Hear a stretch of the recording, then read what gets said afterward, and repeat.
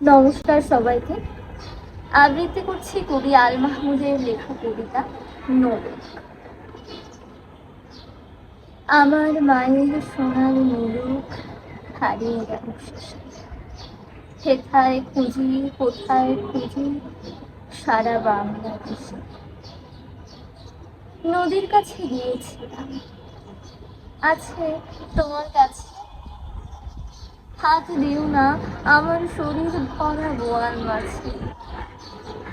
বলল কেঁদে তিতাস নদী, হরিণ বেড়ির বাঁকে সাদা পালক বকরা যেখানে পাখ ছড়িয়ে থাকে। জল ছাড়িয়ে দল হারিয়ে গেলাম বনের দিকে। সবুজ বনের হরিৎ টিকে করের ঝেঁকে। বনের কাছে এই মিনতি, ফিরিয়ে দেবে ভাই আমার মায়ের গয়না নিয়ে ঘরকে যেতে চাই। কোথায় পাবো তোমার মায়ের হারিয়ে যাওয়া ধন? আমরা তো সব পাখ পাখালি বনের সাধারণ।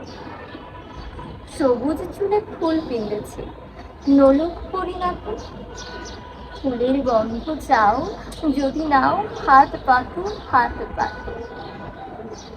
বলে পাহাড় দেখায় তাহার আহার ভরা বই। হাজার হরিণ পাতার ফাঁকে বাঁকিয়ে রাখেন। এলি খোপা রাত্রি এলে ফের বাড়ালাম পা। আমার মায়ের গয়না ছাড়া ঘরকে যাব না। ধন্যবাদ সবাইকে।